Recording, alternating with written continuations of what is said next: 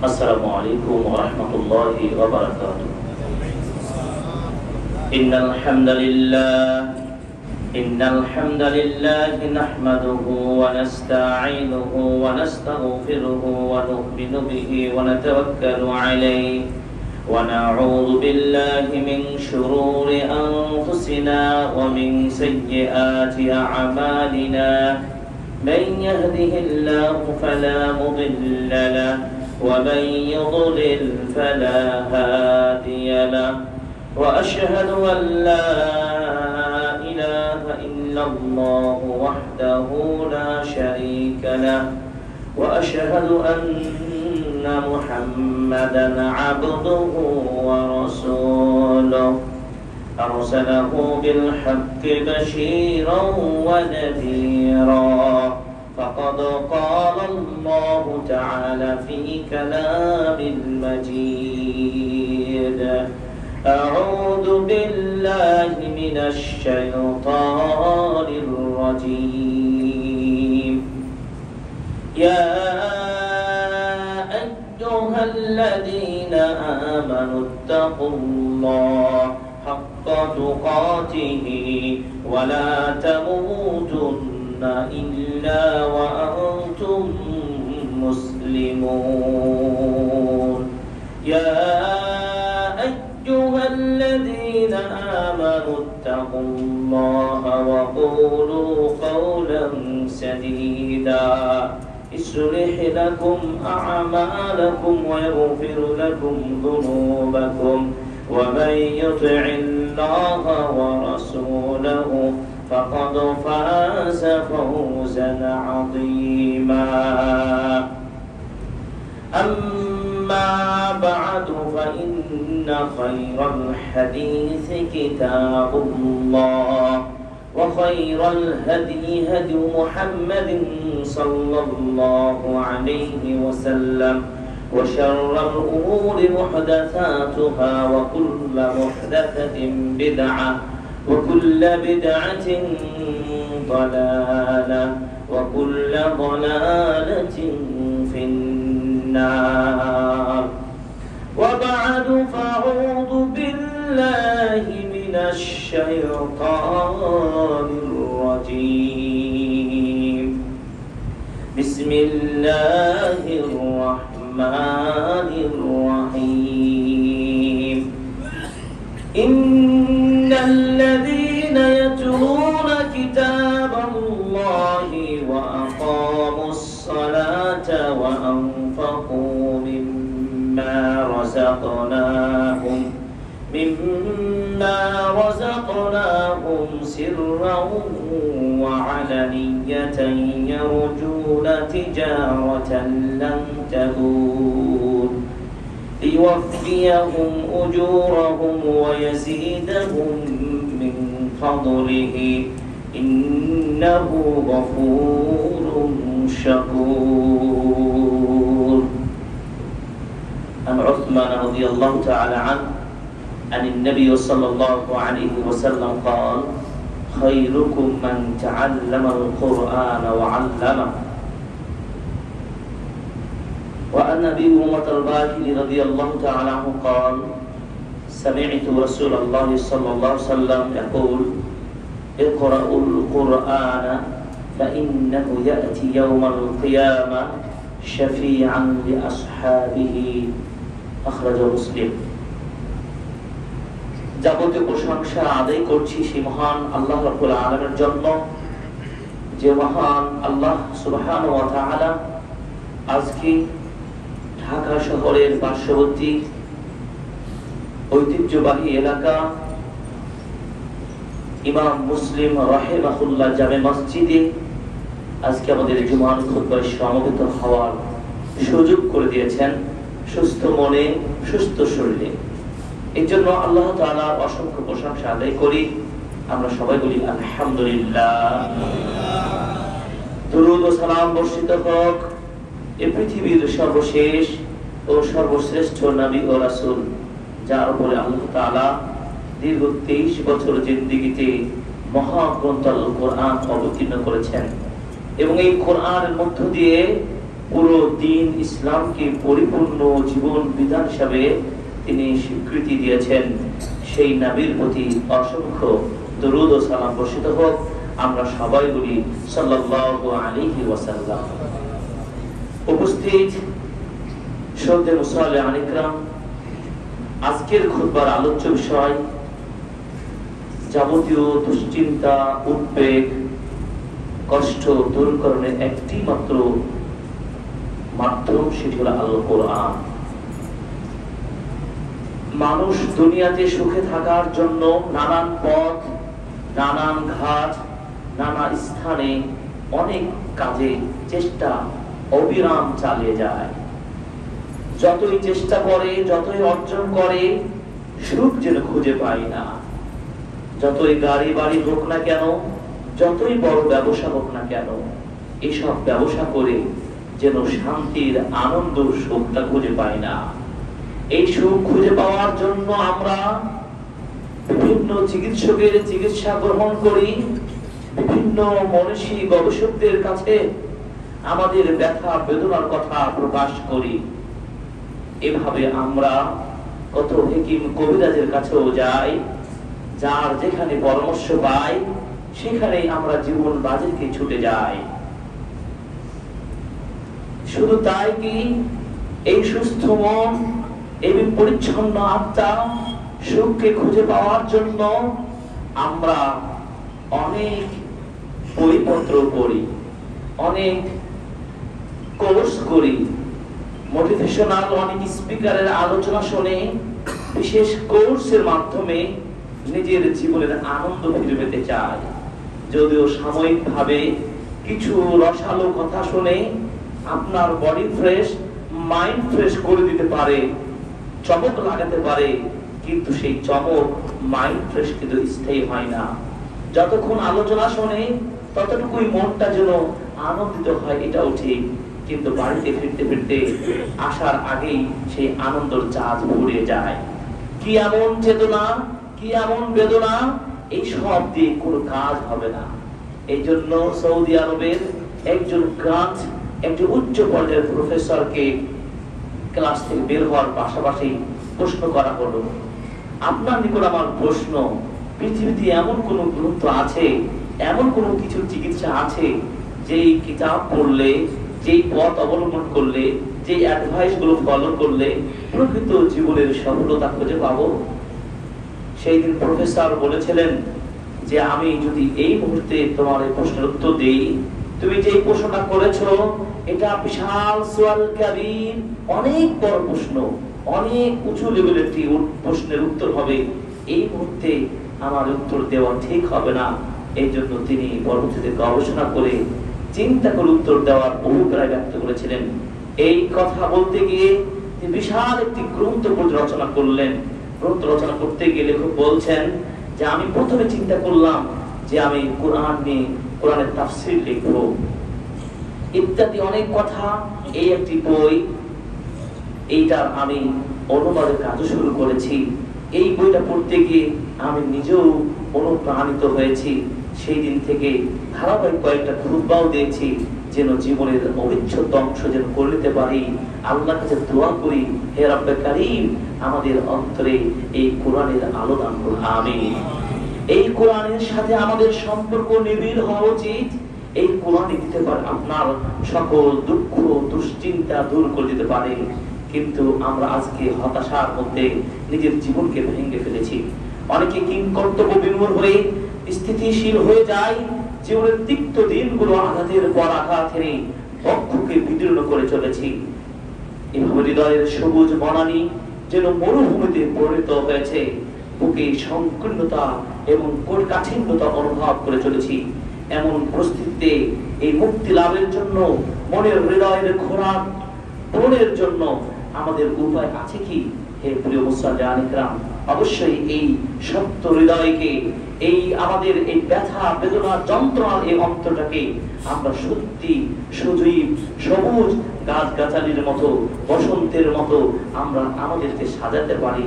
এই জন্য হাদিসের একটা দোয়া আমাদেরকে মুখস্থ করতে হবে, আমাদেরকে এভাবে অনুপ্রেরণা জাগাতে হবে। আমরা খুতবার শুরুতে সেই দোয়াটি আল্লাহর কাছে কায়িক-অনুবাদ ভাবে প্রার্থনা করি, নবীজির বাক্য, নবীজির ভাষায় সেই দোয়াটি পড়বো। একমাত্র মুক্তির একমাত্র সনদ আল কোরআন। সেই দোয়াটি হলো কি, আমরা আমাদের অন্তরকে যেহেতু পরিচ্ছন্ন পেতে চাই, সুন্দর মন পেতে চাই, এর বিকল্প কোরআন ছাড়া কিছু নেই। এই কোরআন শিখতে হবে, শিখাতে হবে, এই পরিবেশ দিতে হবে। কারণ এই কোরআনে রয়েছে নানা ফজিলতের কথা, নানা উপকারের কথা, নানা কল্যাণের কথা, কিন্তু বুঝি আমরা কয়জন? এই জন্য প্রিয় নবী সাল্লাল্লাহু আলাইহি সাল্লামের তার ভাষায় তিনি এইভাবে দোয়া করেছেন, আল্লাহুম্মা ইন্নী আবদুকা। আপনারা আমার সাথে এই খুতবায় দোয়াটি পড়ে ফেলুন। একবার তো পড়া হবে, পরবর্তীতে আপনারা মুখস্থ করে নেবেন দোয়ার বই থেকে। আল্লাহুম্মা ইন্নী আবদুকা, হে আল্লাহ আমি আপনার বান্দা, ওয়া ইবনু আবদিকা, এবং আমি আপনার সেই দাসেরই সন্তান, মানে আমার বাপের তো আমি সন্তান, সেটা আমার বাবাও তো আল্লাহর দাস বান্দা। ওয়া ইবনু আমাতিকা, এবং আল্লাহ তোমার ওই দাসীর কোন এক দাসীর, মানে তোমার কোন বান্দির আমি তো সন্তান। নাসিয়াতি বিয়াদিক, আল্লাহ আমার ললাটের কেশগুচ্ছ তোমার হাতে রয়েছে। মাদিন ফি হুকমুক, তোমার বিচার আমার জীবনে বহাল রয়েছে, ফয়সালা তোমার হাতে রয়েছে। আদলুন ফিয়া কাদাউক, আসআলুকা বিকুল্লি ইসমি হুয়া লাক, আল্লাহ তোমার নাম ধরেই তোমার কাছে প্রার্থনা করছি, তোমার ওসিলায় প্রার্থনা করছি। সাম্মাইতা বিহি নাফসাক আও আনজালতাহু ফি কিতাবিক, যেই নাম তুমি গ্রহণ করেছো অথবা তোমার কিতাবে নাযিল করেছো। আও আল্লামতাহু আহাদান মিন খালকিক, যে কিতাবকে হয় তোমার কোন বান্দাকে তুমি শিক্ষা দান করেছো। আও ইস্তারসালতা বিহি ফি ইলমিল গায়বি ইনদিক, এবং তুমি তোমার ইলমি গায়বি নিজের নিকটে গোপন রেখেছো। তুমি কোরআনকে আমার হৃদয়ের বসন্ত বানিয়ে দাও। এই জন্য আমরা বলবো আনতা জাআলাল কুরআনা রাবিআ কলবি ওয়া নূরা সাদরি ওয়া জালাআ হুজনি ওয়া যাহাবা হাম্মি। অর্থাৎ হে আল্লাহ, তুমি কোরআনকে আমার হৃদয়ের বসন্ত করো, আমার বক্ষের জ্যোতি করো, আমার দুশ্চিন্তা দূর করো এবং আমার উদ্বেগ চলে যাওয়ার কারণ হিসেবে বানিয়ে দাও। সুবহানাল্লাহ। চিন্তা করি আল্লাহ আমাদের এই প্রার্থনা কবুল করুন, আমিন। এই জন্য বারবার এই কোরআনের সাথেই আপনার থাকতে হবে। এই কোরআন সবকিছু আপনার দূর করতে পারে। কোরআন হৃদয়ের বসন্ত। বসন্তকালে যেমন, বসন্তকাল একটি ঋতু, যে ঋতুর সাথে আমরা পরিচিত। শীতের পরে সেই ঋতু যখন ফিরে আসে, শীতের মৌসুমে গাছের পাতাগুলো সব ঝরে পড়ে যায়। আবার যখন এই বসন্ত ঋতু ফিরে আসে, সেই ফাঁকা শূন্য গাছগুলোতে ছোট ছোট সবুজ কচি পাতা গজে আবার ফুলে ফলে সাজে তোলে। ঠিক আপনার জীবনকে সেভাবে কোরআন সাজিয়ে তুলতে পারে। এই জন্য কোরআনকে সেইভাবে তুলনা করে দোয়া করতে পারি। কোরআন বক্ষের জ্যোতি। কোরআন পাঠ করলে বক্ষ প্রশস্ত হয়, মন ফ্রি হয়, হৃদয় আলোকিত হয়, চরিত্র আলোর সজ্জায় সজ্জিত হয়, মনে আনন্দের অন্তরিত হয়, অনুভূত হয়, অন্তরে সেই অসীম তৃপ্তির অনুভব করা যায়। কোরআন দুশ্চিন্তা দূর করতে পারে, উদ্বিগ্ন মোচন করতে পারে।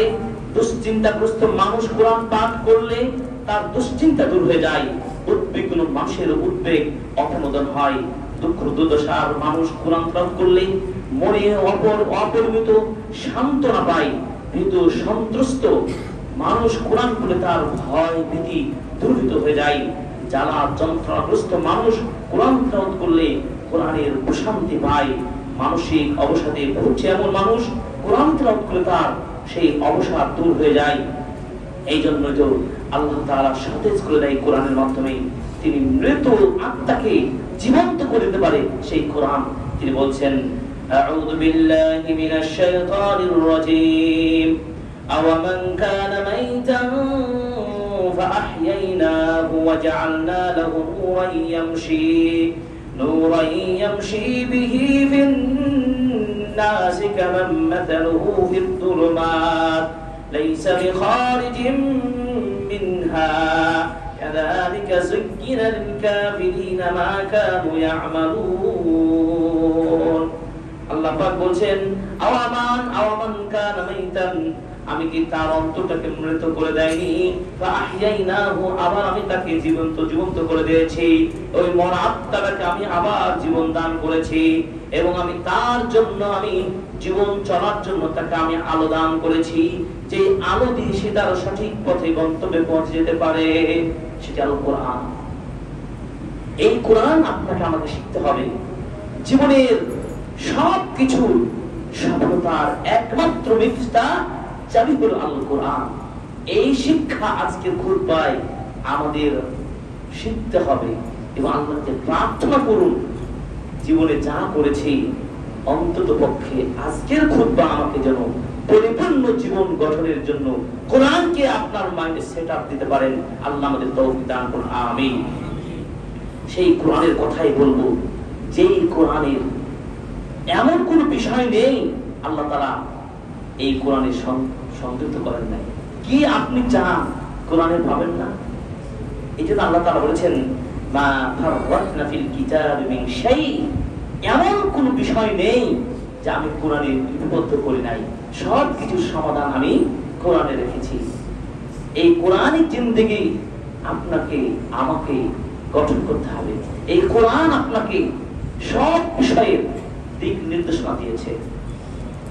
আপনার ব্যক্তিগত জীবন, আপনার পারিবারিক জীবন, আপনার ব্যবসা বাণিজ্য, দুঃখ দুর্দশা সব কিছুকে সুন্দরভাবে সাজাতে কিভাবে হবে এই কোরআন বলে দিয়েছে। এই জন্য কোরআন একটি ব্যবসা। আল্লাহ তাআলা তিনটি ব্যবসার কথা বলেছেন। এই ব্যবসা আমরা করব, যে ব্যবসা কোনো লস নেই, ক্ষতি নেই। আল্লাহ তাআলা সেই তিনটি ব্যবসার কথা কোরআনে বলেছেন। ব্যবসায় সফলতা আসবেই, কোনো ক্ষতি, কোনো ব্যর্থতা নেই। আল্লাহ তাআলা বলেছেন, ইন্নাল্লাযীনা ইয়াতলুনা কিতাবাল্লাহি ওয়া আকামুস সালাতা ওয়া আনফাকু মিম্মা রাযাকনাহুম সিররান وعلانية يرجون تجارة لن تبور মহান আল্লাহ রাব্বুল আলামিন বললেন ইন্নাল্লাযীনা নিশ্চয় যাহারা ইয়াতলুনা কিতাবাল্লাহ আল্লাহর কোরআন তেলাওয়াত করে ওয়া আকামুস সালাতা 2 নম্বরে সালাত প্রতিষ্ঠা করে সালাত কায়েম করে 3 নম্বর ওয়া আনফাকু মিম্মা রাযাকনাহুম এবং আমি তাদেরকে যে রিজিক দিয়েছি যে অর্থ দিয়েছি সেই জীবিকা থেকে গোপনে প্রকাশ্যে আল্লাহর রাস্তায় খরচ করে দান করে কিন্তু এই তিন ব্যবসাকারী কোরআন তেলাওয়াতকারী সালাত আদায়কারী আল্লাহর রাস্তায় দানকারী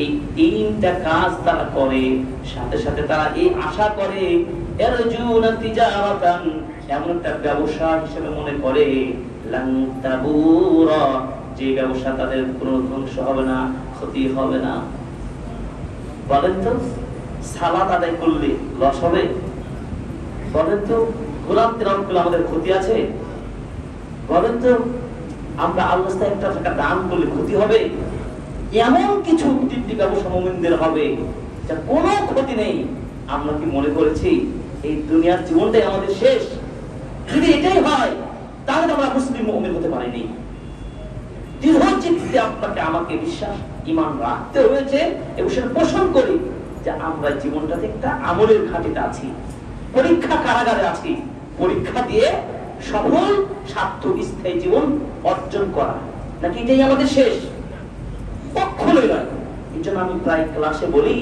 আচ্ছা বলেন আমার আপনার পরিবারের প্রতিবেশীর অনেকে জীবন পেয়েছিল অনেকে মৃত্যুবরণ করেছে তারা কি 6 মাস 1 বছর 5 বছর পর কখনো কবর থেকে ফিরে আসতে পেরেছে এটা একটা বিরক্তি প্রশ্ন করি কত ভালো গাড়ি ছিল কত ভালো বাড়ি ছিল কত ক্ষমতা ছিল মানুষটার মৃত্যু হয়ে গেছে তার কি কোনো ক্ষমতা তার দল তার শক্ত তার অর্থ তাকে ফিরে আনতে পেরেছে না পারেন এটাই তো বাস্তব কথা এর চেয়ে জ্বলন্ত প্রমাণ কি নেবেন যে আপনি আমি যে কথা বলছি এই দাঁড়িয়ে থাকা শেষ পর্যন্ত খুতবা শেষ করতে পারবে এর কোনো গ্যারান্টি আছে এই যে অগাধ বিশ্বাস আমাকে যদি রাখতে হয় তাহলে আমরা কেন স্থায়ী ব্যবসার দিকে যাব না কেন আমরা পাগল হয়ে যাচ্ছি কেন আমাদের দুনিয়ার যে মূল টার্গেট হয়ে যাচ্ছে অথচ একটা হাদিস শুনেন রাসূল সাল্লাল্লাহু আলাইহি ওয়াসাল্লাম বলেছেন কেউ যদি দুনিয়াকে টার্গেট করে ভালো করে হাদিসটা শুনেন কেউ যদি সকল কিছুর মূল কেন্দ্রভূমি দুনিয়াকে যদি মনে করে যে আমি সফল হতে চাই দুনিয়ায় একটা ভালো ব্যবসায়ী হতে চাই দুনিয়া যদি একটা ভালো মানে চাকরিজীবী হতে পারি ভালো ব্যবসাবিদ হতে পারি ব্যবসায়ী হতে পারি তাহলে আমার চাওয়া পাওয়া সব শেষ আমার আর কিছু দরকার নেই আছে না অনেকেই মনে করে এইভাবে যদি কেউ প্ল্যান পরিকল্পনা করে দুনিয়া সাজায় নবীজি বলছেন সে যে প্ল্যানটা করেছিল যে একটা সফল ব্যবসায়ী হবে ভালো একটা গাড়ি বাড়ির মালিক হবে ওই স্বপ্ন ভেঙে যাবে একবার কি হলো হতে পারে কিছু সংখ্যক হয় কিন্তু ওভারঅল হয় না ভেঙে যায় দুই নম্বর তার দুই চোখে অভাব আর অভাব শুধু দেখবে চোখে শুধু অভাব তার কাটবে না 3 নম্বর সে বাড়তি কিছু পাবে না তার দিলে যা আল্লাহ রেখেছেন ততটুকু সে পাবে তাহলে এত হাহুতাশ করে লাভ আছে এটা হচ্ছে দুনিয়াকে কেন্দ্র যদি আপনি করেন আর যদি পরকালকে কেন্দ্র করেন আল্লাহ দুনিয়াতে আমি যাই করি আমার টার্গেট যেন পরকালকে আমি পার হতে পারি পরকালে যেন সফল হতে পারি নবীজি বলছেন এই পরকালকে যদি আমরা সকল কাজের যদি মূল লক্ষ্য করতে পারি তাহলে আল্লাহ তাআলা আপনার ওই টার্গেট যেটা করেছেন পরকালের টার্গেট আল্লাহ পূরণ করবেন দুনিয়াতে একটা ইচ্ছা তো আপনারও থাকবেই নাকি হয়তো আপনি চাচ্ছেন একটা ব্যবসায়ী হতে আপনি চেয়েছেন একজন ভালো বিত্তশালী ব্যক্তি হতে আল্লাহ সেটাও বানিয়ে দেবেন সুবহানাল্লাহ দুটাই হলো না 2 নম্বর হচ্ছে কি আপনার দুই চোখের আর অভাব থাকবে না তার মানে অভাব যদি না থাকে আর ব্যথা থাকবে অন্তরে দুঃখ থাকবে কষ্ট থাকবে 3 নম্বর আপনার তাকদীরে যা আল্লাহ নির্ধারণ করেছিলেন তা আরো বহু গুণে বাড়িয়ে দেবেন হয়তো আপনি মনে করেন 5 লক্ষ টাকার মালিক হতেন আল্লাহ হয়তো এটা আপনার দিতেন এটা আপনার প্রাপ্য হিসেবে তিনি দিতেন কিন্তু আল্লাহ তাআলা এই 5 লক্ষ কে 5 কোটি কেন শত কোটি আল্লাহ বাড়িয়ে দিবেন যদি পরকাল হয় টার্গেট অথচ আল্লাহ তাআলা বলেন বাল তুসিরুনাল হায়াতাদ দুনিয়া ওয়াল আখিরাতু খায়রুন ওয়া আবকা। হে পৃথিবীর মানুষ, তোমরা পরকাল জীবনটাকে প্রাধান্য না দিয়ে দুনিয়া থেকেই তোমরা প্রাধান্য দিচ্ছ, তাহলে আনন্দ, সুখ, সমৃদ্ধি কোথায় থেকে আসবে? তার মানে যদি নির্ভেজাল ইখলাস নিয়ে আমরা পরকালকে টার্গেট করি আর পরকালকে মুক্তি পাওয়ার জন্য কোরআনের জিন্দেগিতে জীবনটাকে সাজাই, তাহলে আমরা সত্যিকার দুনিয়াতেও সফল হব, পরকালও পাবেন। এই কোরআনের তিলাওয়াতের যে ফাওয়ায়েদ, এর উপকারিতা শুধু ব্যথা বেদনাই নয়, যত ধরনের বারাকা, সময়ের বারাকা, অর্থনৈতিক বারাকা, সুস্থতার বারাকা, সম্মানের বারাকা, প্রশান্তির বারাকা, সব কিছু কেন্দ্র আল কোরআন। এই জন্য আল কোরআন আপনাকে পড়তে হবে, এই কোরআনের সাথে আপনাকে নিবিড় সম্পর্ক করতে হবে, প্রত্যেক একটা রুটিন আপনাকে করে নিতে হবে। এই কোরআনের এক একটি হরফ পড়লে যদি একটা 10 নেকি হয়, কোরআনের রয়েছে কতগুলো হরফ? 32, 36, 51, 71টি হরফ রয়েছে। গাণিতিক সংখ্যা বলে দিলাম, এতগুলো হরফ আছে। একটি করে হরফ যদি আপনি তিলাওয়াত করেন 10টা করে নেকি পেয়ে যান। এক পারা যদি আপনি এই কোরআনটা পড়েন, তাহলে 1 লক্ষ মিনিমাম সওয়াব আপনার পাওয়া যায়। 30 পারা পড়লে 30 লক্ষ সওয়াব আপনি অর্জন করতে পারবেন। সুবহানাল্লাহ। এই কোরআন শিখবেন, শিখাবেন, এই ব্যবস্থা করবেন, এটা কত বড় সম্মানের।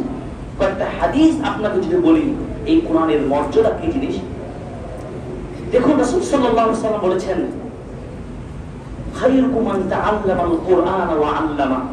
তোমাদের মধ্যে সর্বশ্রেষ্ঠ মানুষকে যে কোরআন নিজে শিখে অন্যকে শেখায়।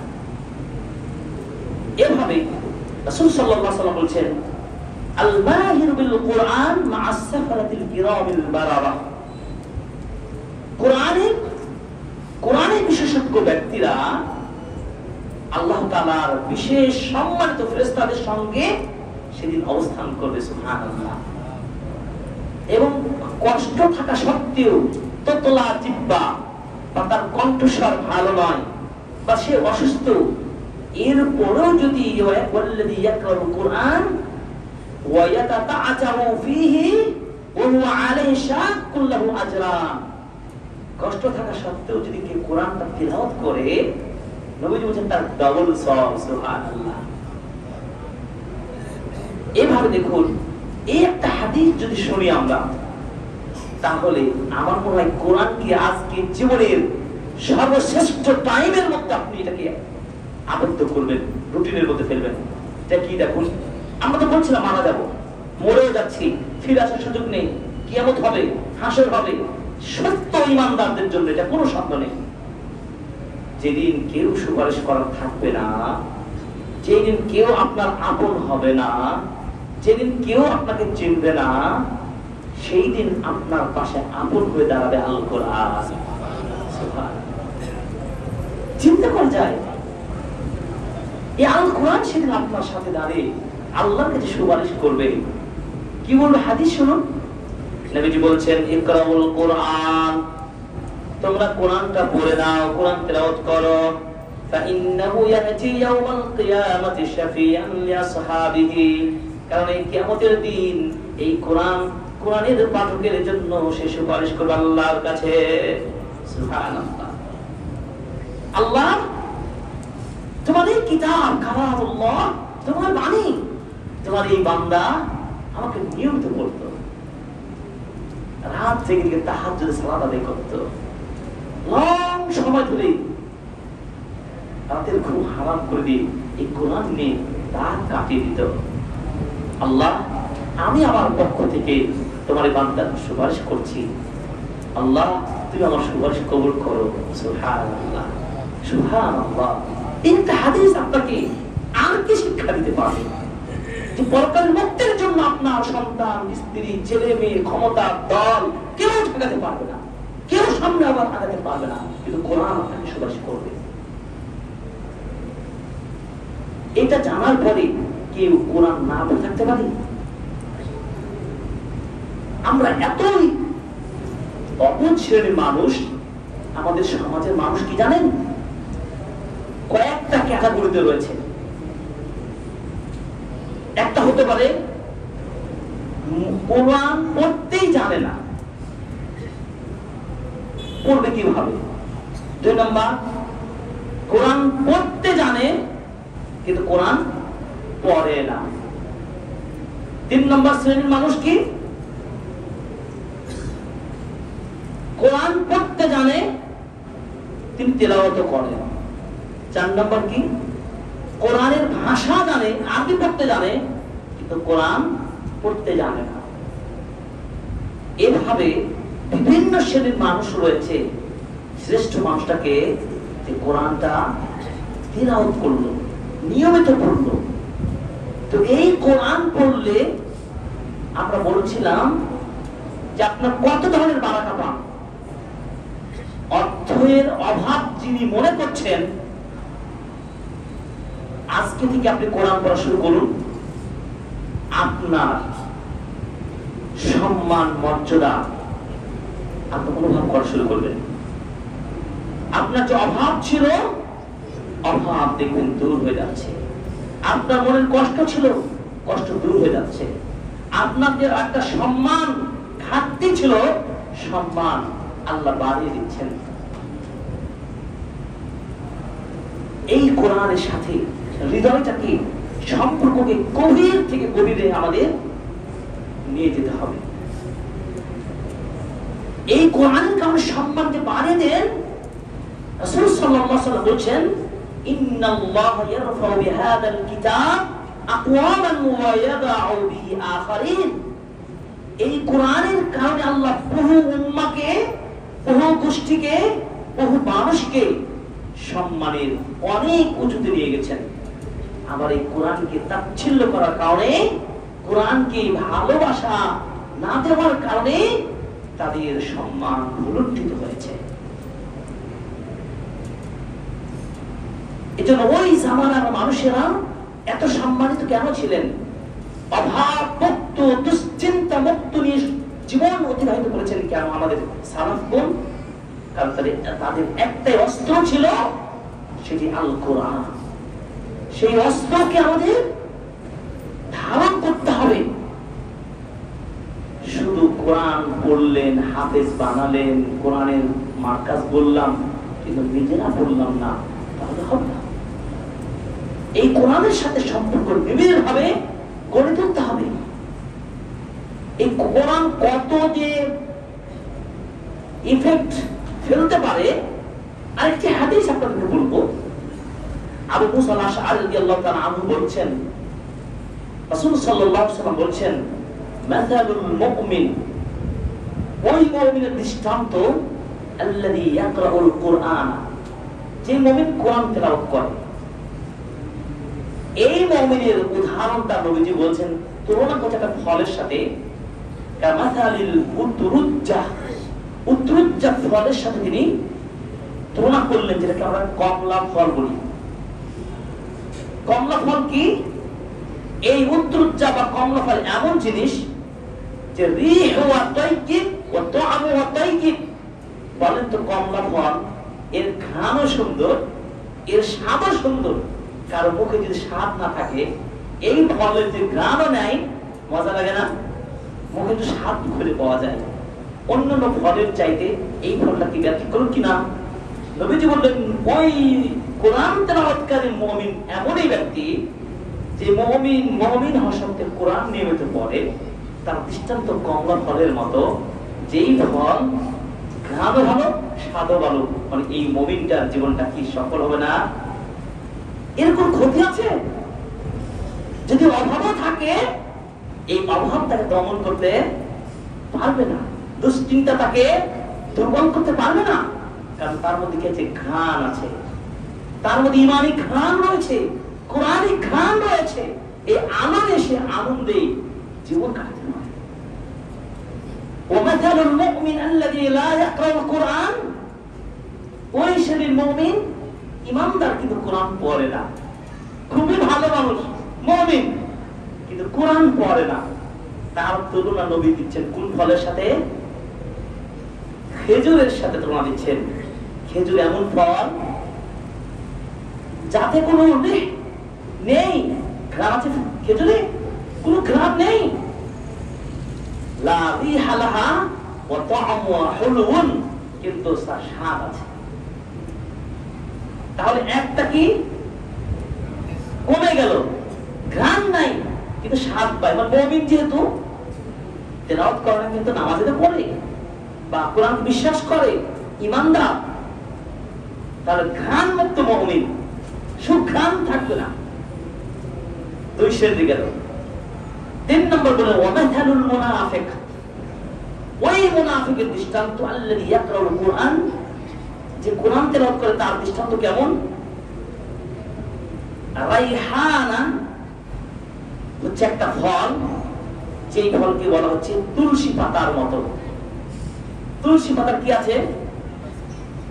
তুলসী পাতা এমন যা ঘ্রাণ পাওয়া যায় কিন্তু স্বাদ নাই। তাহলে কি আমরা কোন শ্রেণীর ক্যাটাগরিতে পড়ছি? দেখুন, তুলসী পাতা না খেজুর ফল নাকি কমলা লেবু? 4 নম্বরে বললেন ওই মুনাফিকের দৃষ্টান্ত যে কোরআন পড়ে না। মানে মুনাফিক ব্যক্তি কোরআন পড়ে, সে কাছে তুলসী পাতার মতো, মরহুম তিক্ত তার হৃদয়টা, সুস্বাদু নেই, ঘ্রাণ নেই। তুলসী পাতার মতো ঘ্রাণ আছে কিন্তু স্বাদ নেই। আর ওই মুনাফিকটি কোরআনই পড়ে না, সে হলো হামদালা, হামদালা ফলের মতো, মাকাল ফল। মাকাল ফল এমন যে লাইসা লাহা রিহুন ওয়া তা'মুহা মুররুন, যার কোনো ঘ্রাণ নাই আর স্বাদটা তিক্ত। আমরা কোনটাতে যাব? আজ থেকে কত বছর আগে নবীজি কোরআনের দৃষ্টান্ত 4 ক্যাটাগরিতে ভাগ করলেন। আমরা কি পারবো না? আমরা কি কমলা ফলের মতো কি নিজের জীবনটা সাজাতে পারবো না? যে কমলা ফলের কালারটা দেখতে যেন আকর্ষণ সৃষ্টি করে, এর যেমন দেখতে সুন্দর, এর যেমন ঘ্রাণ সুন্দর, এর যেমন স্বাদে ভরপুর, এই প্রশান্ত হৃদয় আপনাকে করতে পারে একমত আল কোরআন। আরো চিন্তা করুন যে এই কোরআনের এক একটি হরফ পড়লে আপনার কত সওয়াব। রাসূল সাল্লাল্লাহু আলাইহি ওয়াসাল্লাম বলেছেন, মান ক্বারা হারফান মিন কিতাবিল্লাহ, কেউ যদি কোরআনের একটা হরফ তেলাওয়াত করে, ফালাহু বিহি হাসানা, তার একটা সওয়াব রয়েছে। এই একটা সওয়াব সমান ওয়াল হাসানাতু বিআশরি আমসালিহা, 10টি করে নেকি আল্লাহ দিবেন। সুবহানাল্লাহ। একটি হরফ মানে 10টি সওয়াব। রাসূল সাল্লাল্লাহু আলাইহি ওয়াসাল্লাম উদাহরণ দিয়ে বললেন, মিসলু আলিফ লাম মিম, এই 3টি হরফ সমান কয় নাকি? 30 নাকি। এভাবে আপনি যত পড়বেন তত সওয়াব বাড়তেই থাকবে, যোগ হতেই থাকবে। সুবহানাল্লাহ। এরপরে দেখুন আরো সম্মান, দেখুন হাদিসের আলো কি কথা বলছে আপনাকে। সেই কিয়ামতের দিনের কথা, যেদিন সুপারিশ করবে কোরআন, সেই দিন এই দুনিয়াতে কোরআন পড়ার কারণে আল্লাহ এই কোরআনের পাঠককে কোন পর্যায়ে নিয়ে যাবে চিন্তা করেন। আল্লাহ পাক বলবেন, ইয়া সাহিবুল কোরআন, ইকরাউ লিসাহিবিল কোরআন, কোরআনের সাথীকে, কোরআনের পাঠককে সেদিন বলা হবে, ইকরা ওয়াত্তাকি ওয়ারাত্তিল, হে কোরআনের পাঠক, তুমি কোরআন তেলাওয়াত করতে থাকো আর তুমি তোমার সম্মানের উঁচুতে উঠতেই থাকো। সুবহানাল্লাহ। ইকরা ওয়াত্তাকি ওয়ারাত্তিল কামা কুনতা তুরাত্তিলু ফিদ দুনিয়া, দুনিয়াতে তুমি যেভাবে তারতিলের সাথে কোরআন পড়তে পড়তে তোমার সম্মানটা আল্লাহ বাড়িয়ে দিয়েছিলেন, ঠিক তেমনি ভাবে এই আজকের এই হাসরের মাঠে, এই জান্নাতে এসে আজকে তুমি কোরআনটা পড়তেই থাকো। যতদূর গিয়ে তুমি কোরআন পড়ে শেষ করবে, সেই আয়াতই হবে তোমার, সেখানে তোমার সম্মানের স্থান। সুবহানাল্লাহ। ফাইন্না মানজিলাতাকা ইনদা আখির আয়াতিন তাকরাউ বিহা, কোরআনের আয়াত পড়ে যেখানে শেষ করবেন সেখানে আপনার সম্মান গিয়ে পৌঁছাবে। চিন্তা করতে পারেন এই কোরআনের সাথে সম্পর্ক কেমন নিবিড় করতে হবে, কত সুদৃঢ় করতে হবে। পৃথিবীতে কোন বান্দাকে আল্লাহ স্পেশালিস্টি বিশেষভাবে বিশেষায়িত করেন নাই, কিন্তু এক শ্রেণীর মানুষকে তার বিশেষ বান্দা বলে, নিজের বান্দা, একটা খাস বান্দা, নির্ভেজাল তার খুব প্রিয় বান্দা হিসেবে তিনি সম্বোধন করেছেন, সেটা কাছে টেনে নিয়েছেন। সুবহানাল্লাহ। সেটা কারা? নবীজি সাল্লাল্লাহু আলাইহি ওয়াসাল্লাম বলেছেন, ইন্না লিল্লাহি আহলিনা মিনান নাস, নিশ্চয় আল্লাহ তাআলা কিছু বিশেষ বান্দা আছে। ক্বালু ইয়া রাসূলুল্লাহ, সেই বিশেষ বান্দা কারা? যারা আল্লাহর বিশেষ খাস বান্দা। চিন্তা করছে, আল্লাহ আহালুন শব্দের ব্যবহার করা হয়েছে। আহালুন শব্দের অর্থ সাধারণত পরিবার বোঝায়, পরিবারের সদস্য বোঝায়। আপনার সন্তান, স্ত্রী, এরা কি আপনার সবচেয়ে কাছের মানুষ না? এই শব্দটা যদি ব্যবহার করে বলে আহলুল বাইত, আহলে বাইতের লোকেরা বা আমার পরিবারের লোকেরা, আহলু জাইন, জাইনের পরিবারের লোকেরা, আমার পরিবারের লোক, আল্লাহ তাআলা এই শব্দটা ব্যবহার করেছেন। নবীজি বলেছেন, আল্লাহ তাআলা এই অসংখ্য তার বান্দার মধ্যে বিশেষ কিছু বান্দা আছেন, তারা খাস আল্লাহর বিশেষ বান্দা হিসেবে পরিচিত। সাহাবীগণ জিজ্ঞাসা করে, ইয়া রাসূলুল্লাহ, মান হুম? কারা আল্লাহর বিশেষ বান্দা, কারা স্পেশাল বান্দা? তিনি বলেন, হুম আহলুল কোরআন, আহলুল্লাহ ওয়া খাসাতুহু। যারা কোরআনের সাথী, যারা কোরআনকে ধারণ করেছে, তারাই হচ্ছে আল্লাহর বিশেষ বান্দা। সুবহানাল্লাহ। ভিআইপি, এই ভিআইপি বান্দা হিসেবে নিজেকে পরিচয় দিতে চাই, আর এই ভিআইপি মর্যাদা যদি পরকালে পেতে চাই, তাহলে কোরআন ছাড়া বিমুখ থাকার কোন সুযোগ আছে? এই জন্য মিনিমাম এই কোরআনের তেলাওয়াত আপনাকে প্রত্যেক দিন করতে হবে, দিনে ও রাতে। বিশেষ করে রাতের কোরআন তেলাওয়াত কখনোই মিস করবেন না। রাসূল সাল্লাল্লাহু আলাইহি ওয়াসাল্লাম হাদিসে রয়েছে যে মান ক্বারা 10 আয়াতিন ফি কিতাবিল্লাহ, মান ক্বারা 10 আয়াতিন ফি লাইলাতিন লাম ইউকতাব মিনাল গাফিরিন। কেউ যদি রাতে মিনিমাম 10টা আয়াত তেলাওয়াত করে, তাকে অন্তত গাফির বান্দা বলা হবে না। কি পারবো না আমরা? অন্য একটি হাদিসে রয়েছে 100 আয়াত যদি পড়া হয় তাহলে তাকে আর গাফির বলা হবে না, তাহলে সজাগ। ধরুন আপনি কোরআনটা পড়ে মারা গেলেন রাতে, আপনার কত কল্যাণময় রাত্রি কাটবে। যেই ঘরে সূরাতুল বাকারা পাঠ করা হয় রাতে, সেই বাড়িতে শয়তান প্রবেশ করবে না। সেই কোরআনের মর্যাদা, এর পাওয়ার। এই যে রাতে সূরাতুল বাকারার কিছু অংশ তেলাওয়াত করবেন, অবশ্যই আয়াতুল কুরসিটা পাঠ করার চেষ্টা করবেন, অবশ্যই সে বাকারা শেষ 2টি আয়াত তেলাওয়াত করে ঘুমাবেন। এগুলো ঘুমানোর আদব। সূরাতুল মুলকটা পড়বেন নিয়মিত। একটি হাদিস এসেছে, নিয়মিত রাতে ঘুমানোর আগে যদি সূরাতুল মুলক তেলাওয়াত করতে পারেন, তাহলে আল্লাহ তাআলা এই কোরআনের সূরাটি তেলাওয়াত করার কারণে কবরের আযাব থেকে আপনাকে রক্ষা করবে। সুবহানাল্লাহ। আসুন এই কোরআনের জিন্দেগি আমরা গঠন করার চেষ্টা করি। এই কোরআন কেন পড়ব? খুবই গুরুত্বপূর্ণ প্রশ্ন। এই কোরআন তেলাওয়াত করব কেন? এই কোরআনিক স্টাডির সাথে সময় কেন আমরা অতিবাহিত করব? এর ন্যূনতম 5টি কারণ রয়েছে।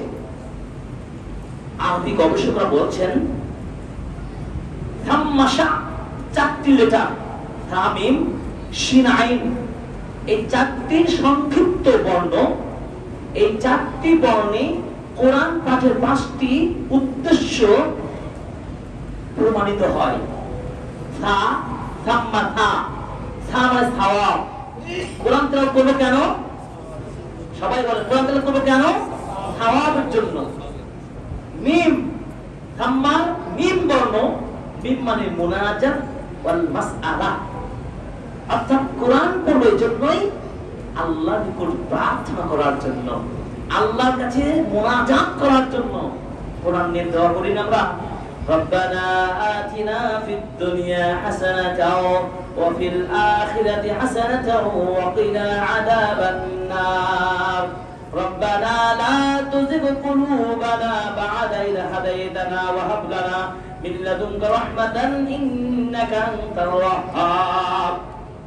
এভাবে আমরা দোয়া করি না, রব্বির হাবহুমা কামা রাব্বায়ানি সাগীরা, রব্বি জিদনি ইলমা, রব্বানা হাব লানা মিন আজওয়াজিনা ওয়া যুররিয়্যাতিনা ওয়া কুররাতা আইনি ওয়াজআলনা লিল মুত্তাকিনা ইমামা। তাহলে কোরআন কেন পড়ি? এক নম্বর বললাম তাওয়াবুল জন্য, থা মিম প্রার্থনার জন্য, মুনাজাতের জন্য, মিমে মুনাজাত, মাসআলা বা মুনাজাত আরবি লেটার থেকে আরবি শব্দ দুইটা। তিন নম্বর কি? শা, শিন আর আইন। শিন মানে শিফা, মুক্তির জন্য, রোগ মুক্তির জন্য। আল কোরআন হুয়া শিফাউল লিন-নাস, মুক্তি দেওয়ার জন্য, শিফার জন্য পড়ব। 4 নম্বর কি? 5 নম্বর 4 নম্বর হচ্ছে শা আইন। এই আইন মানে হচ্ছে দুইটি হবে, ইলমের জন্য, জ্ঞান অর্জনের জন্য। আইন ইলমের জন্য, আর একটা আইন দেখি আমল করার জন্য। তাহলে কোরআন পড়ব কয়টা কারণে? 5টি কারণে। 1 সওয়াব অর্জনের জন্য, 2 দোয়া মুনাজাত করার জন্য, 3 শিফার জন্য, 4 ইলমের জন্য, জ্ঞান অর্জনের জন্য, 5 আমল করার জন্য। আল্লাহ তাআলা আমাদের তৌফিক দান করুন, আমিন। এই চমৎকার কথা না, চমৎকার জীবনী। অতএব কোরআন কি, কোরআন পড়লে কোনো আমাদের লস নেই, ক্ষতি নেই, কোনো আমাদের ক্ষতির কারণ হতে পারে না। এই কোরআনকে প্রত্যেক দিন স্টাডি করার জন্য সিদ্ধান্ত নিন, আজ থেকে আমরা কোরআন নিয়মিত পড়ব ইনশাআল্লাহ। জীবনে যতই বাধা আসুক, যতই ব্যস্ততা আসুক, আমি কোরআন পড়ব ইনশাআল্লাহ। ইয়া আল্লাহ, ইমাম মুসলিম রাহিমাহুল্লাহ মসজিদের মুসাল্লিদেরকে সাক্ষী রেখে তোমার নিকট খুতবা আবেদন জানাচ্ছি, আল্লাহ আমাকে সহ আমার পরিবার এবং আমাদের মুসল্লি ভাই বোনদেরকে আল্লাহ তুমি কোরআনের তেলাওয়াতকারী বান্দা হিসাবে কবুল করে নাও, আমিন। ইয়া রাব্বুল আলামিন, আমাদের অন্তরকে তুমি প্রশস্ত করে দাও, আমিন। সাবিত আল-বুনানি তিনি বলছেন যে আমি 20 বছর কোরআনকে প্রচুর স্টাডি করলাম, প্রচুর। 20 বছর গবেষণা করে 20 বছর আমি টানা কল্যাণ এবং বরকত আমি পেয়েছি, বলুন আলহামদুলিল্লাহ। তাহলে এই কোরআন আপনার আমার সঙ্গ দিতে হবে কি দিতে হবে না? এই কোরআনের মর্যাদা ব্যাপক এবং বিস্তৃত। এই জন্য আমরা কোরআন সম্পর্কে কিছু ইনফরমেশন জানবো, যে এই কোরআন আপনাকে মুক্তির পথ দেখাতে পারে, সিরাত দেখাতে পারে। ইন্না হাযাল কোরআন ইয়াহদি লিল্লাতী হিয়া আকওয়াম। কোরআন তো সেই কিতাব, যে কিতাব আপনাকে সোজা মুক্তির সঠিক পথ গাইড করতে পারে। সুবহানাল্লাহ। যে কিতাব সম্পর্কে আল্লাহ পাক বলেছেন লা রাইবা ফীহি, কোনো সন্দেহের সুযোগ নেই। যে কিতাব সরাসরি নাজিল আল্লাহর পক্ষ থেকে জিবরিলের মাধ্যমে প্রিয় নবীর প্রতি। এই কোরআনকে কোরআন কেন বলা হয়? এই কোরআনের কয়েকটি অর্থ রয়েছে। কোরআনের একটি অর্থ হলো, এই কিতাবের প্রথম শব্দ কি ছিল? ইকরা। প্রথম শব্দ হলো পড়া, তুমি পড়ো। এই কোরআন অর্থই হলো বারবার পাঠ করার নাম হলো কোরআন।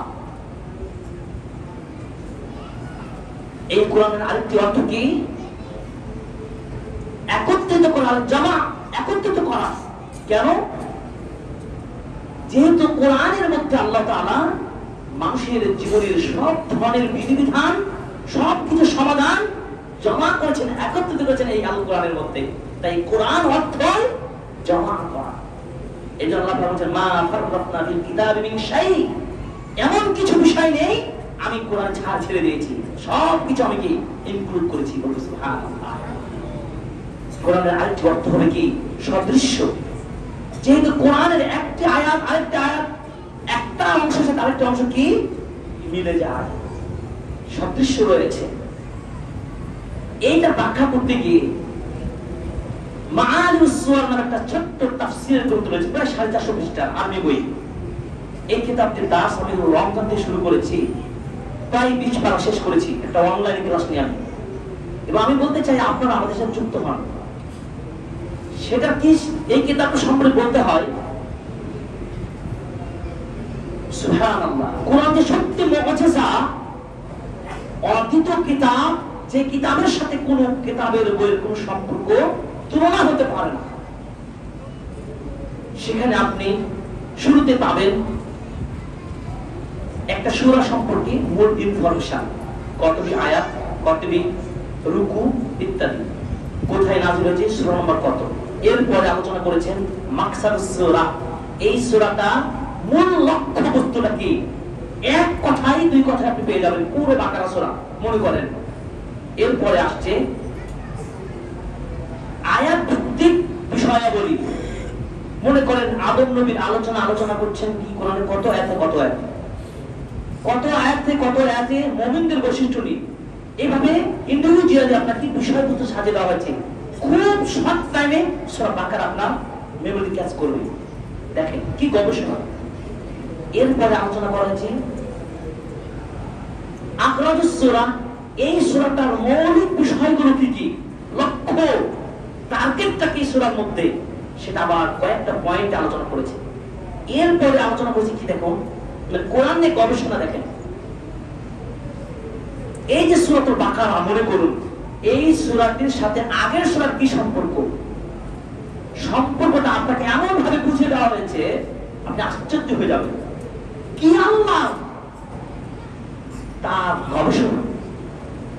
এবার এই সূরাতুল বাকারা শুরু এবং শেষের সাথে কি সম্পর্ক, লিঙ্কিংটা কি, স্টার্টিং এবং এন্ডিং, শুরু এবং শেষের সম্পর্ক কি, আবার এই বাকারার সাথে আলে ইমরানের কি সম্পর্ক, এই সম্পর্ক বন্ধন করে দেওয়া হয়েছে। আমি যত পড়ি বইটা, যত ক্লাসে আলোচনা করি, তত আশ্চর্য করি, কি আশ্চর্য কোরআন। তো এই কোরআন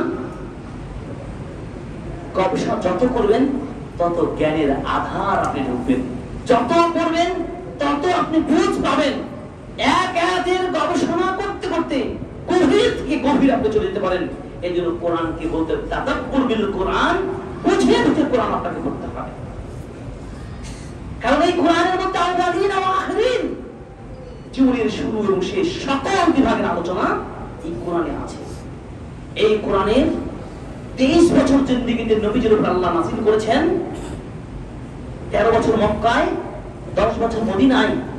এই ইনফরমেশন আমরা জানতাম আমাদেরকে। এবং এই কোরআনে 134 সূরা রয়েছে, যা 86টি সূরা মাক্কি এবং 28টি সূরা কি মাদানী। এই সংখ্যাগুলো আমাদের সন্তানরা জানে না, জানতে পারে কেন আমরা শিখাই না। যে নবীজির হিজরতের পূর্বে যে সূরাগুলো নাযিল হয়েছে সেগুলো মাক্কি, এবং মদিনায় যেগুলো হিজরতের পরে নাযিল হয়েছে সেগুলো মাদানী। এই পুরো কোরআনকে 30টি পারাতে আল্লাহ তাআলা ভাগ মানে বিভক্ত করা হয়েছে। কোরআনের এই 30টি পারা, এই প্রত্যেকটি পারায় 2 জায়গায় হিজব রয়েছে। সৌদের মুসহাবে মদিনাগুলোতে পাবেন হিজব, রুকু নেই, সেটা হিজব ভিত্তিক। এভাবে 30 পারাতে 60টি হিজব রয়েছে এবং প্রচলিত অর্থে 558টি রুকু রয়েছে, যার আয়াত সংখ্যা কত, প্রচলিত সংখ্যায় 6666টি। অন্যান্য গবেষক বলছেন এই সংখ্যাটির চাইতে এটা সঠিক 6236। দুই দিকে 6, মাঝে কি 23, তাহলে হলো 6236টি আয়াত। আর হরফ তো বললাম কি, শব্দ 77,439টি শব্দ রয়েছে, অক্ষর 32, 34, 71টি অক্ষর রয়েছে, সিজদার আয়াত রয়েছে 15টি, মতান্তরে 14টি। এই কোরআন সম্পর্কে ইনফরমেশন। কোরআন নিয়ে আপনি যত গবেষণা করবেন তত আপনি জানবেন এই কোরআনের আয়াতগুলোকে বিভিন্ন অর্থে বিভক্ত করা হয়েছে। কোরআন আয়াত, এই আয়াত মানে নিদর্শন, আয়াত মানে আল্লাহর কালাম, আয়াত মানে হচ্ছে দলিল হুজ্জত, আয়াত মানে হচ্ছে উপদেশ বাণী, আয়াত মানে জিকির, আয়াত মানে হচ্ছে মুআজিজা। এই বিভিন্ন অর্থে এই কোরআনকে সংজ্ঞায়িত করা হয়েছে। এরপর আসুন এই কোরআনটা অবতীর্ণ হলো কিভাবে। এই কোরআন অবতীর্ণ কিভাবে হলো, প্রথমে আল্লাহ তাআলা লাউহে মাহফুজ থেকে, লাউহে মাহফুজ আল্লাহ তাআলা এই কোরআনকে আগে লিপিবদ্ধ করেছেন। 30 পারা কোরআন কি লাউহে মাহফুজ সুরক্ষিত জায়গা আল্লাহ তাআলা সেটা সংরক্ষণ করলেন। এরপরে আল্লাহ তাআলা সেই কথা বলছেন, হামিম ওয়াল কিতাবিল মুবিন ইন্না জাআলনাহু কুরআনান আরাবিয়্যান লাআল্লাকুম তা'কিলুন ওয়া ইন্নাহু ফি উম্মিল কিতাবি লাদাইনা লা'আলিয়্যুন হাকীম। হামিম শপথ, সুস্পষ্ট কিতাবে আমি এই কোরআনকে অবতীর্ণ করেছি আরবি ভাষায়, যাতে তোমরা বুঝতে পারো। আমাদের নবীর ভাষা আরবি, সৌদি আরবে সেই সময় ভাষা আরবি, আল্লাহ ভাষাও আরবি। এরপর বলছেন ওয়া ইন্নাহু ফি উম্মিল কিতাব লাদাইনা, নিশ্চয়ই আমার এই নিকট এই মূল কিতাবটি লাউহে মাহফুজে সংরক্ষিত আছে। এরপরে এই কিতাবটি লাউহে মাহফুজ থেকে নবীজির 23 বছর জিন্দেগিতে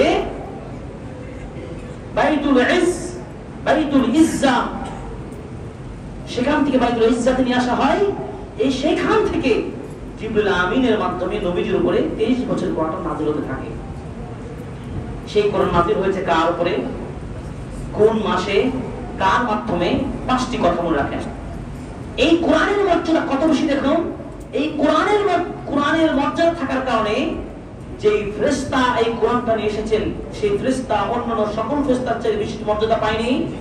জিবরিল আমিনের নাম বেশি শোনা যায় না, তার কথা কোরআনে বারবার আসে নাই। জিবরিল আমিন বিশেষ ভিআইপি, বিশেষ মর্যাদা আল্লাহ ফেরেশতাদের মধ্যে দান করলেন। কেন? কোরআন বহনকারীর দায়িত্ব আল্লাহ তাকে দিয়েছেন তাই। 2, এই কোরআন কার উপরে নাযিল করলেন? মুহাম্মদ সাল্লাল্লাহু আলাইহি ওয়াসাল্লামের উপরে। এই জন্য তো মুহাম্মদ সাল্লাল্লাহু আলাইহি ওয়াসাল্লাম শ্রেষ্ঠ নবী রাসূল হয়েছেন, এই আল কোরআন তার উপরে নাযিল করার কারণে। কোরআনের কারণে নবীর মর্যাদা সবার শীর্ষে মর্যাদা। এই কোরআন কোন উম্মার উপর এসেছে? মুসলিম এই উম্মতে মুহাম্মাদের উপর এসেছে। ফলে পৃথিবীর যত উম্মাহ এসেছে সকল উম্মার উপরে শ্রেষ্ঠ উম্মাহ আপনারা, আলহামদুলিল্লাহ। কিসের কারণে মর্যাদা রয়েছে? 3। 4 নম্বর কি? এই কোরআন কোন মাসে নাযিল হয়েছে? রমাদান মাসে। রমাদানের সম্মান কম না বেশি? বাকি 11 মাসের চাইতে শীর্ষ মর্যাদার মাসটা কি? রমাদান মাস। কেন? কোরআনের কারণে। কোন রাতে নাযিল হয়েছে এই কোরআন? লাইলাতুল কদরে। লাইলাতুল কদরে কোরআন নাযিল হওয়ার কারণে সে রাতের মর্যাদা বেড়ে গেছে। সুবহানাল্লাহ। তাহলে কোরআনের সম্পর্ক, ওই কোরআন যদি আপনার ঘরে থাকে, আপনার হৃদয়ে থাকে, আপনি পড়েন, আমি বলি, সম্মান বাড়বে না কমবে? বেড়ে যাবে। আল্লাহ পাক বলছেন ইন্নাহু লাকুরআনুন কারীম ফি কিতাবিম মাকনুন লা ইয়ামাসসুহু ইল্লাল মুতাহহারুন তানযীলুম মির রাব্বিল আলামিন। এটা সেই মহা সম্মানিত কিতাব যা সুরক্ষিত রয়েছে কিতাবে। এই কিতাব অপবিত্র লোকেরা স্পর্শ করতে পারে না। কোরআনকে পড়াতে আদব আছে। পাক পবিত্র হয়ে পরিচ্ছন্ন মনে সব ব্যস্ততা ছেড়ে দিয়ে আউযু বিল্লাহ বিসমিল্লাহ বলে কোরআন পড়া শুরু করবেন। নাপাক অপবিত্র অবস্থায় কোরআন কিছু হইতে পারবেন না। শাহরু রমাদান আল্লাযী উনজিলা ফীহিল কুরআন হুদাল লিন-নাসি ওয়া বায়্যিনাতিন মিনাল হুদা ওয়াল ফুরকান। আল্লাহ রমজান মাসে কোরআন নাযিল করলেন, যেই কোরআনের ডেফিনিশনটা আল্লাহ দিয়ে বললেন, এই কোরআন ও সেই কোরআন হুদাল লিন-নাস, মানুষকে সঠিক পথ দেখাবে, ওয়া বায়্যিনাতিন মিনাল হুদা, সঠিক পথগুলো বর্ণনা করে দেবে এবং হক ও বাতিলের মধ্যে পার্থক্য করে দিবে। আল কোরআন ইন্না আনজালনাহু ফি লাইলাতিল কদর। আল্লাহ বলেন আমি কদরের রাতে কোরআনকে নাযিল করেছি। এরপর বলেন আমি কোরআনকে আমি বরকতপূর্ণ রাতে নাযিল করেছি। এই বরকতময় কোরআন আমাকে পড়তে হবে, আপনাকে পড়তে হবে। পড়ব কেন? সওয়াব হাসিলের জন্য। পড়ব কেন? আল্লাহর নিকট প্রার্থনা করার জন্য। পড়ব কেন? আল্লাহর নিকট দোয়া করার জন্য। পড়ব কেন? নিজের শেফার জন্য, মুক্তির জন্য পড়ব। কোরআন পড়ব কেন? অর্জনের জন্য। কোরআন পড়ব আমল করার জন্য। কোরআন ছাড়া আপনার আমার জীবন জীবনটা যেন ফাঁকা শূন্যের মতো না হয়ে যায়, ওই ফাঁকা গর্তের মতো ঘরের মতো না হয়ে যায়। এই জন্য কোরআনের সাথে সম্পর্ক আমাদের নিবিড় করতে হবে, সম্পর্ক গড়ে তুলতে হবে। এই কোরআন কি আমাদের মাঝে আপনার আমার সুপারিশ করে দিবে। শুধু তাই নয়, কোরআনের কারণে আল্লাহ রাব্বুল আলামিন আপনার বাবা মারও সম্মান বাড়িয়ে দিবে। বাবা মা তো লস করছেন কেন? সেদিন সন্তান কোরআনে হাফেজ হওয়ার কারণে সেদিন বাবা মাকেও সম্মানীয় পোশাক আল্লাহ পরে দিবেন। সুবহানাল্লাহ। অতএব হে বাবা মা, আসুন, অনেক কথাই থাকবে, অনেক আলোচনায় আসবে। সকল আলোচনার মূল হলো কোরআনের সাথে সম্পর্ক গড়ে তুলি, কোরআনের সাথে থাকি। এই জন্য কোরআন আপনার নিয়মিত কোরআন পড়বেন। মুসহাবুত তাহফিজ আল কোরআন কারীম, এই কোরআনটা কিন্তু আমরা কিন্তু সংকলন করেছি। সংকলন করেছি বলতে এই কোরআনটাকে আমরা সহজভাবে খত্তে উসমানের আলোকে এই কোরআন অধি দিয়ে ইসলাম লাইব্রেরি গবেষণা প্রকাশ করেছি। এই স্পষ্ট লেখা পড়বেন, পড়তে থাকুন। এই কোরআন সংকলন হলো কিভাবে? এক মিনিটে নবীজি সাল্লাল্লাহু আলাইহি ওয়াসাল্লামের উপর যখন ওহী আসতো, নবীজি কোরআনকে সংরক্ষণ করার জন্য তাড়াহুড়া শুরু করে দিলেন। তিনি পড়তে শুরু করলেন। আল্লাহ বলেন, লা তুহাররিক লিসানাক, আপনি তাড়াহুড়া করেন না, এই কোরআন সংরক্ষণ দায়িত্ব আমি আল্লাহ নিচ্ছি। এরপরে আল্লাহ তাআলা ধীরে ধীরে কোরআনকে মেমোরাইজ করে দিলেন নবীজিকে। নবীজির নিকট যা ওহী হতো তিনি সাহাবীদেরকে তা শিক্ষা দিতেন। কোন সূরার সাথে কোন সূরা সম্পর্ক, কোন আয়াতটি কোন আয়াতের পরে হবে, সবকিছু নবীজি সাহাবীদেরকে শিক্ষা দিতেন। সাহাবীগণ কি করতেন? তারা শুনে মুখস্থ করে নিতেন। এরপর মুখস্থর পাশাপাশি তারা চামড়াতে, দেওয়ালে, পাথরে, গাছের গোড়ায় তারা লিখে রেখে রাখতেন। সৌদি আরবে যান, এখন আপনি মিউজিয়ামগুলোতে পাবেন। এভাবে কোরআনটা সংরক্ষণ করলেন কি সাহাবীগণ। নবী সাল্লাল্লাহু আলাইহি ওয়াসাল্লাম মৃত্যু হয়ে গেল, এরপরে কোরআনের সংকল্প এই কিতাব আকারে আসলো কিভাবে, সেই ঘটনা বলছি আপনাকে। ইয়ামামার যুদ্ধে পুরো হুফাজুল কোরআন হাফেজ সাহাবীদের মৃত্যু হতে শুরু করলো। তখন বিচক্ষণ সাহাবী কে ছিলেন জানেন? ওমর ইবনে খাত্তাব রাদিয়াল্লাহু তাআলা আনহু। তিনি আবু বকর রাদিয়াল্লাহু তাআলা আনহু খলিফাকে পরামর্শ দিলেন, এই যে কাজে যে পরামর্শ লাগে এটা নিতে হয় অভিজ্ঞ ব্যক্তিদের। তিনি পরামর্শ দিলেন আবু বকর রাদিয়াল্লাহু তাআলা আনহু, যেভাবে হাফেজদের মৃত্যু হচ্ছে, যদি এভাবে হাফেজরা মরে যায়, ভবিষ্যৎ প্রজন্ম কোরআন পাবে কোথায়? অতএব কোরআনকে একটা মুসহাফ আকারে সংকলন করা আমাদের উচিত হবে। আবু বকর রাদিয়াল্লাহু তাআলা সিদ্ধান্তটা সঠিক মনে করে তিনি সাহাবীদের একটা টিম কমিটি গঠন করে দিলেন। দেখেন কাজের নিয়ম। কমিটি গঠন করে দিলেন। যায়েদ বিন সাহাব রাদিয়াল্লাহু তাআলা আনহু নেতৃত্বে 4 জনকে কোরআন সংকলনকারী হিসেবে দায়িত্ব দিলেন। সকল সাহাবীদের থেকে গবেষণা করে সবার কাছে সংগ্রহ করে তারা একটি মুসহাফ কিতাব সংকলন প্রস্তুত করলেন। এরপর আবু বকর রাদিয়াল্লাহু তাআলা শাসনামল শেষ। সেই পরবর্তী দায়িত্ব খলিফা দায়িত্ব কে নিলেন? ওমর ইবনে খাত্তাব রাদিয়াল্লাহু তাআলা আনহু। তিনিও কিছু বাকি কাজ যেগুলো অসম্পূর্ণ ছিল সেগুলো শেষ করে তিনি তার জীবন শেষ করে তার মেয়ে হাফসা রাদিয়াল্লাহু তাআলা আনহা নিকটে বংশ রেখে দিলেন। এরপর দায়িত্ব পেলেন ওসমান রাদিয়াল্লাহু তাআলা আনহু।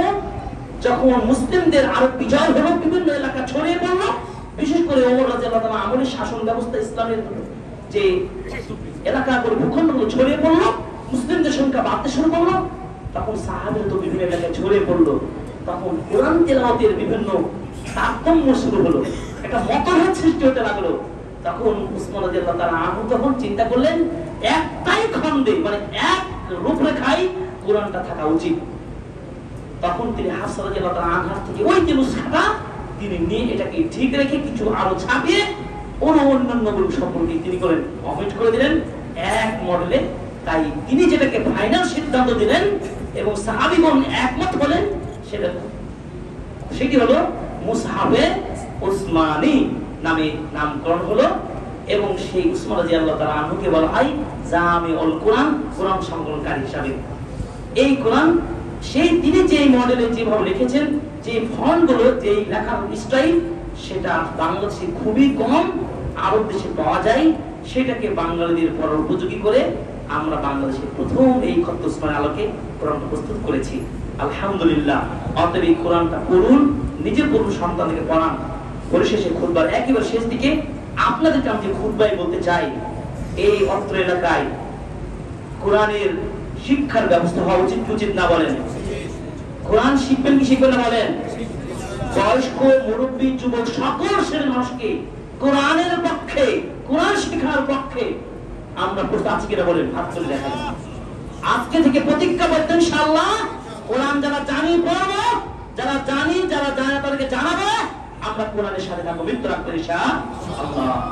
এমন একটি ব্যবস্থাপনা আপনার এই ইমাম মুসলিম রাহিমাহুল্লাহ মসজিদের দায়িত্বশীলরা, এলাকার গুণীজনেরা একটা প্রতিষ্ঠান গড়ে তুলেছে। আমি শুনে খুবই খুশি হয়েছি, তাহসিনুল কোরআন একাডেমি। সুবহানাল্লাহ। আমি যখন লিফলেটটা পেলাম তখন বললাম, ভাই আজকে খুতবা দিব কোরআন নিয়ে, কিভাবে মিলে গেল আজকের এই তথ্যটা। এই জন্য তাহসিনুল কোরআন একাডেমি, কোরআনকে শুদ্ধভাবে সুন্দরভাবে কোরআনী জ্ঞান ছড়ে দিতে এই একাডেমিটা প্রস্তুতি নিয়েছেন। আপনারা বিশুদ্ধ হয়ে কোরআন শেখার জন্য সবাই ঐক্যবদ্ধ হয়ে, আমি মনে করি একাডেমিকে বলবো, মুরব্বী যুবক তাদের একটা শাখা করবেন, তাদেরকেও শেখাবেন। মসজিদে তো নিঃসন্দেহে আছে, আপনারা একাডেমি কেন্দ্রিক করবেন, কোরআনের গবেষণা করবেন। আমি তাহসিনুল কোরআন একাডেমিতে আপনাদের ছাত্র হয়ে মরার চেষ্টা করেন, আল্লাহ কবুল করুন, আমিন। মৃত্যুর আগে ছাত্র হন, কোরআনের ছাত্র হতে পারলেন, এর চাইতে সৌভাগ্য কিছু হতে পারে না। আল্লাহ তাআলা আমাদেরকে কবুল করুন, আমিন। এই আশা ব্যক্ত করে সবার জন্য দোয়া করছি, হে আল্লাহ কোরআনের আলোয় আলোকিত করুন, আমিন। বারাকাল্লাহু লানা ওয়া লাকুম ফিল কোরআন ওয়া নাফা'না ওয়া ইয়্যাকুম বিল আয়াতিল হাকীম ইন্নাহু জাওয়াদুল মালিকুর রাউফুর রহিম।